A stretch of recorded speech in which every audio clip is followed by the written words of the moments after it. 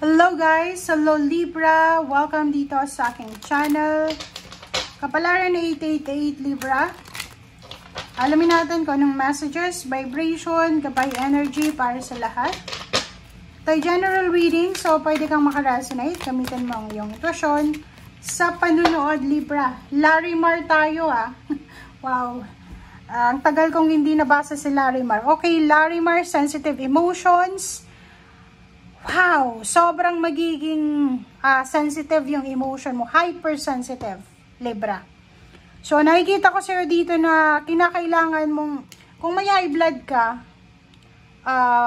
yung mabilis kang magalit, parang ganon. Or kung ano man ang nararamdaman mo, iwasan mo yung sobrang galit. Kasi, yung Venus retrograde, Mercury retrograde, pwede yan magdala sa atin ng sobrang boredom, pagkainis, pagkayamot, yung parang ganon. So, iwasan mong maging sensitive.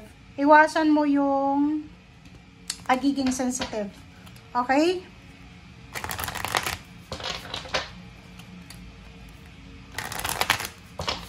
Pero hindi mo man naman yan maiwasan kasi kung nasa yan, astrology, yung pag-ikot-ikot, 'di ba? Wala tayong control diyan 'Di ba? Angel of Love. So, nandito si Angel of Love para ipahiwatig sa'yo or bigyan ka ng warning na mahalin mo muna yung sarili mo. Okay? Pahalagahan mo kung ano yung nararamdaman mo. Pahalagahan mo kung ano yung bagay-bagay na magbe-benefit sa'yo. Iwasan mo yung pagiging stress. Iwasan mong stressin yung sarili mo. Iwasan mo yung sobra-sobrang pag-iisip. Iwasan mo yung mga sobra-sobra kasi hindi yan makakatulong sa'yo. Okay. Knight of Cups. Naku, Libra, ano ba to? Single ka ba? Tingnan mo to, tingnan natin. Libra. Para to siguro sa mga single kasi wala naman ditong may asawa na ganito yung sitwasyon Tingnan mo. Nakikita ko sa'yo dito, pwedeng ikaw ito na nanliligaw, nag-o-offer ka ng love life or love sa isang tao. And nakikita ko sa'yo dito na pwedeng marami kang kakompetensya, marami kang karibal, parang ganon. So, Two of Swords, pwedeng ikaw yung nililigawan, maraming nanliligaw sa'yo, and hindi ka makapag-desisyon kung sino yung gusto mo. Nakikita ko sa'yo dito, may Libra dito na parang single ka or single mom. Or pwedeng may asawa pero hiwalay sa asawa. Kita ko sa'yo dito, pangarap mong makapag-asawa ng ibang lahi. Two of Wands Pwedeng may asawa ka sa Pilipinas, hiwalay kayo, or pwedeng single ka, may anak ka, parang ganun. And gusto mong makapag-asawa ng ibang lahi. So nakikita ko sa'yo dito, pwedeng nag-sign up ka sa mga dating website. And nakikita mo ang daming kompetensya. Marami palang Pinay ang nasa dating website na naghahanap din ng ibang lahi. So, nakikita ko sa'yo dito na medyo naguguluhan ka ngayon. Kung parang iniisip mo na wala namang nagkakagusto sa'yong ibang lahi. So, kung sa Pinoy ka ba or sa ganito ganyan. So, eto siya. The Star, nakikita ko sa'yo dito na pangarap mong makapag-asawa ng ibang lahi. Pangarap mong makapunta ng ibang bansa. Pangarap mo na makakuha ng relationship na perfect. Comment down below if you resonated. Okay. Wow. Ganda nito, Libra. Kung ikaw ay may kasalukuyang problema sa pera, Five of Pentacles, may marami kang utang, maraming problema sa salapi, sinasabi ng baraha sa'yo, Libra, na isang pagkakataon, isang opening, financial opening, prosperity, abundance opening, ang posibleng darating sa buhay mo. May mag-offer sa'yo ng work, new job, or dating mong trabaho yan, babalikan ka ng boss mo, ng employer mo, para bumalik ka sa kanya. Chariot, pwedeng may bibili ng sasakyan, magta-travel. Meron siyang desisyon na kailangan niyang pagtuunan ng pansin.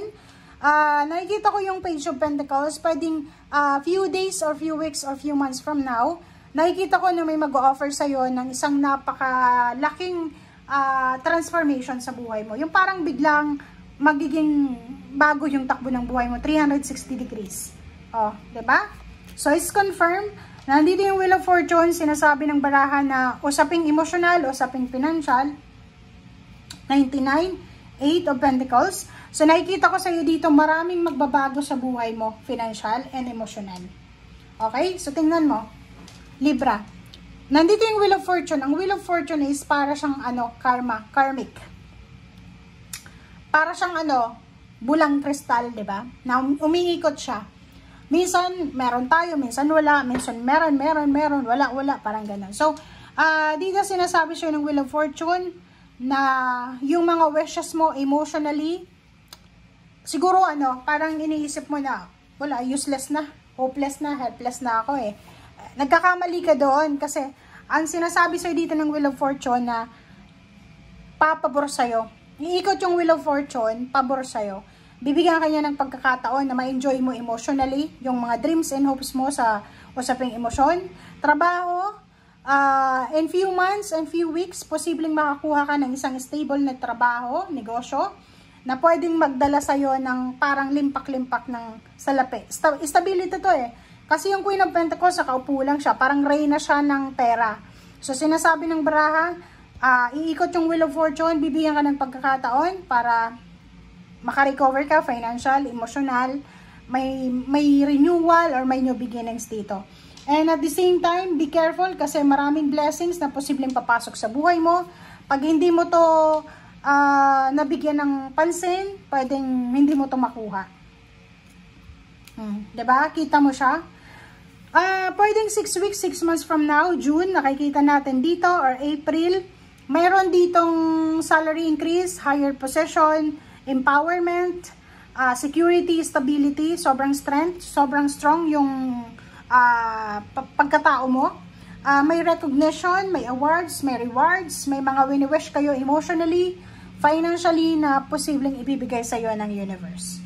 Doon naman sa relationship, nakikita ko sa'yo dito na marami kang mga pinagdaanan sa relationship mo, di ba? Maraming beses kang niloko, in-scam, but sinasabi ng baraha, hayaan mo lang kasi karma is not yours, okay? Hindi yung para sa'yo yung karma na yon. May karma yon. So, yung 9 of Pentacles, sinasabi ng baraha, yung mga pain and heartaches na pinagdaanan mo, ay may kapalit yon na pera. Yung parang yung nangyari sa'yo sa past, pwedeng maraming taong nanloko sa'yo, nang scam sa'yo, emotionally and financially. Sinasabi ng baraha sa'yo dito na, okay, na-scam ka, naloko ka, but okay lang kasi ang ipapalit sa'yo ng universe is financial success, financial new beginnings, financial freedom, 'di ba? And ito yung bantayan mo kasi mayroong recognition, may awards, rewards, graduation, anniversaries, may higher salary, may makikilala ka na matatag na tao, sa either Libra, same Libra, or pwedeng fire sign you are Sagittarius, or water sign Pisces, Scorpion, Cancer, or earth sign Virgo, Capricorn, and Taurus, na pwedeng makatulong sa'yo para maging successful ka, para makamit mo itong pangarap mo talaga sa buhay mo. Okay? Thank you guys for watching. Bye!